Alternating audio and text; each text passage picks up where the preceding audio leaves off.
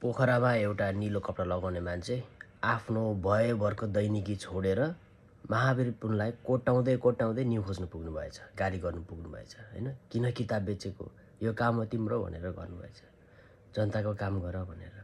तर विडम्बनाको कुरा चाहिँ के भन्दाखेरि उहाँले के बुझ्नु भएको छैन रहेछ भने त्यो किताबहरू किन बेचिँदैछ, त्यो कल कारखानाहरू किन खोलिँदैछ, त्यो कल कारखानाहरू कसको लागि खोलिँदैछ, त्यहाँ सामान बनाउने सामग्रीहरू कसको लागि बनाइँदैछ भन्ने कुरा उहाँले बुझ्नु भएको छैन रहेछ।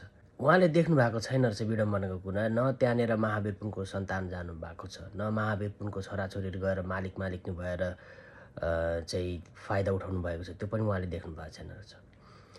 यो एकदमै विडम्बनाको कुरा।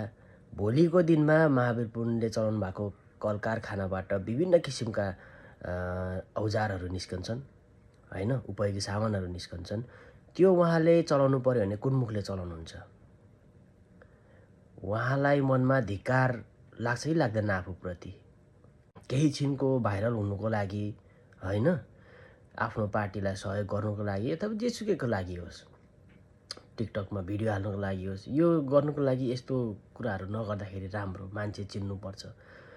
महावीर पुन मात्रै एउटा यस्तो मान्छे हो जसलाई चाहिँ हामीले नेपालमा आँखा बन्द गरेर विश्वास गर्न सकिन्छ कि यो मान्छेले जे गर्छ देशको लागि गर्छ, उसलाई आफ्नो लागि गर्नुपर्ने कुनै लोभ छैन भनेर आँखा चिम्लेर विश्वास गर्न सकिन्छ यो मान्छेलाई, महावीर पुनलाई। त्यस्तो मान्छे हो, एक्लो नेपालको।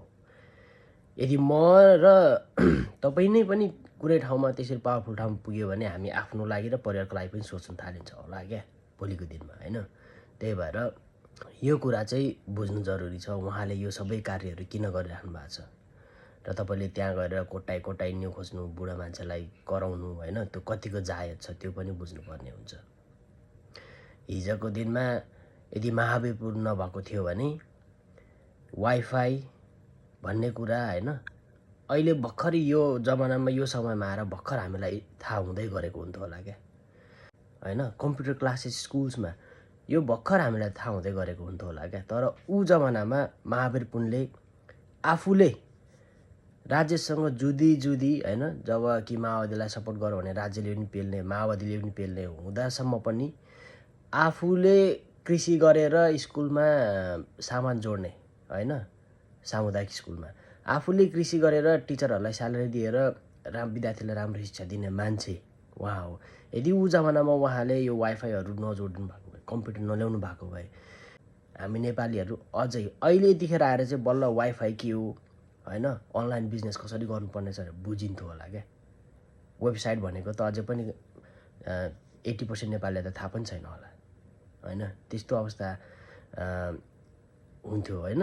त्यो जमानामा उहाँले म्याग्दीको गाउँमा गएर वाइफाईबाट विद्यार्थीहरूलाई कम्प्युटर क्लासमा पढाएर गाउँलेहरूको सरसामानहरू अनलाइनमा बेचेर, वेबसाइट बनाएर बेचेर हैन, आफू अमेरिका पढ्नु गएर अमेरिकाको साथीहरूलाई सहयोगमा आएर उनीहरूको कम्प्युटरको पार्ट्सहरू, बिग्रेको कम्प्युटरको पार्ट्सहरू लिएर काठको बिच आफूले जोडी बनाएर सिकाएको मान्छे हो हैन। चौरी पालन गरेर, सुँगुर पालन गरेर विद्यार्थीहरूलाई राम्रो शिक्षा दिनुपर्छ भनेर चाहिँ लागि परेको मान्छे हो हैन, स्कुलमा लगानी गर्ने त्यो पैसाले।